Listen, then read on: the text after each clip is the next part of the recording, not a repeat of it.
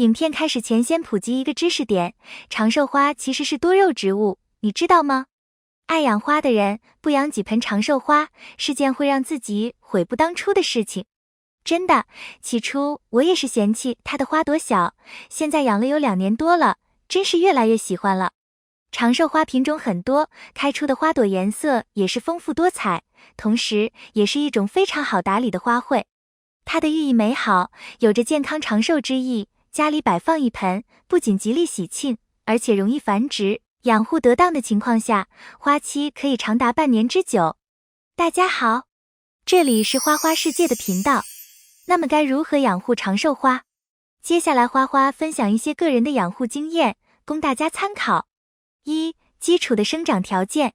长寿花性喜阳光，所以平时的生长环境就需要光照充足，但是如果是夏季，要避免中午的时候强光暴晒，因为这样的话，叶片水分流失会非常快，每天至少要接受4个小时以上的光照，之后没有光照，也不会影响它的生长。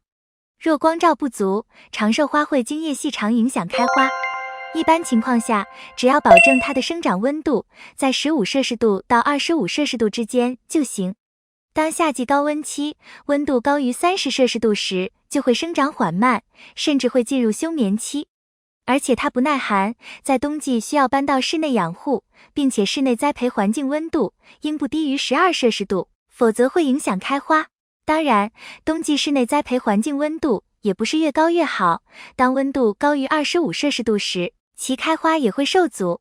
所以，冬季在养护长寿花的时候，尤其是北方的花友，既要防寒保暖，也要经常开窗通风，让养护环境温度不要太高。在浇水时宜用与室温相近的水，在中午浇，能更大程度维持其正常生长。其次，为了使植株着花均匀，应注意经常调换花盆的方向，使长寿花植株每一面都均衡接受光线，不然被阴储长时间见不到阳光，叶片就会发黄脱落。因为其比较喜欢光照，所以长寿花本身是含有很多水分的，比较能够抗住干旱。反过来就是说，不能让它的生存环境过于潮湿。如果住在高层的话，空气流通快，在这样比较干燥的条件下，它的生长就会比较好。春季和秋季都是比较赶的季节，看见盆土表面干透的情况下，每次浇水都要慢水浇透，让盆土彻底湿润。因为空心水会损伤长寿花的根系。另外，我们在浇水时，也可以观察叶片发软的时候再浇水，从而避免浇水过多造成的徒长，甚至是烂根黑腐。在花期的时候，浇水过多可能会造成落花，缩短花期。因此要适当控水，盆土渐干渐湿，则枝繁叶茂花多。另外，养殖长寿花的土壤非常重要，它喜欢疏松肥沃、排水好的土壤。由于它是一种多肉植物，所以土壤一定要加入一些河沙和原土，如果没有河沙的话，也可以选择加点颗粒土进去。记住一定不能使用粘重的土壤，不然会导致长寿花长势差、根部溃烂以及叶子枯黄掉落，甚至整棵都生长不良。有很多花友在选择土壤时，会直接选择多肉配土，这是比较好的选择。但是它非常怕积水，所以土壤的排水性要好。也有花友直接用沙子养殖，在浇水的时候，微微加一点有机肥水，养殖效果也很不错。由于长寿花的花期较长，所以对养分的需求也就多，要及时补充养分，这样既可以多长花苞，又能增艳花色。冬季到了花期，我基本上每周都会灌浇一次稀薄肥液，主要以磷钾肥为主。在非花期施肥时，主要以复合肥为主，促进生长。夏季温度高于25摄氏度时，生长缓慢，对养分的需求不多，停止施肥。2. 选对花盆。长寿花对花盆不挑剔，但是通过2年多的养护经验，我们栽种的花盆可以深一些，哪怕盆底垫东西，也不要花盆口径太大，与植株大小相当更好。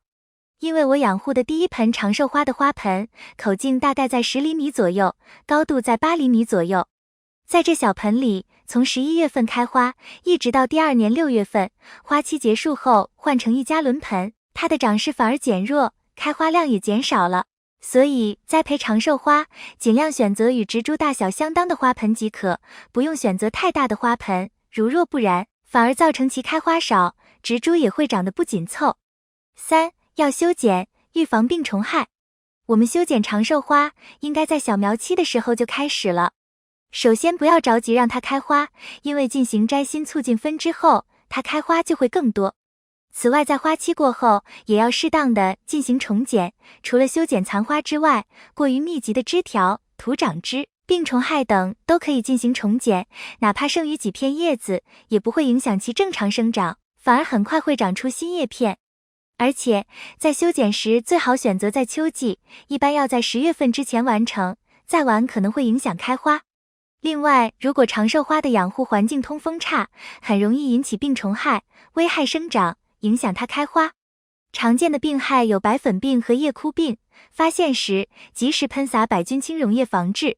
常见的虫害有介壳虫、红蜘蛛，少量时利用竹签消灭，太多时喷洒吡虫磷溶液灭虫即可。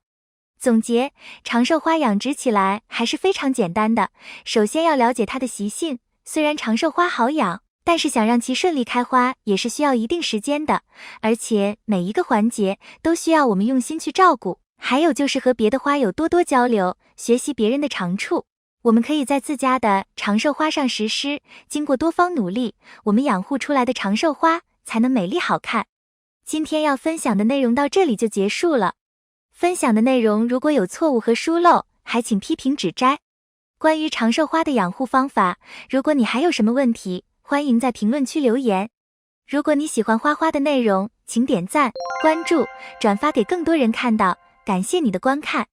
感谢粉丝一直以来的喜欢和支持，我们下期见。